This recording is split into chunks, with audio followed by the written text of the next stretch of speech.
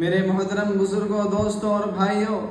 آج ہمارے علاقے میں، ہمارے گاؤں میں، ہمارے شہر میں کتنی ایسی برائیاں ہو رہی ہیں کہ ان برائیوں کو دیکھ کر کبھی ہماری پیشانی پر شکن تک آئی نہیں اور ہرگز نہیں۔ چاہے خدا کا حکم ٹوٹ جائے بیوی سے محبت برقرار رہے، چاہے خدا کا حکم ٹوٹ جائے بیٹے سے محبت برقرار رہے، چاہے خدا کا حکم ٹوٹ جائے اپنے بچوں سے محبت برقرار رہے، چاہے خدا کا حکم ٹوٹ جائے اپنے بیٹوں سے محبت برقرار رہے، چاہے خدا کا حکم ٹوٹ جائے اپنی بہنوں سے محبت برقرار رہے، چاہے قرآن کا قانون ٹوٹ جائے دوستوں سے دوستی برقرار رہے۔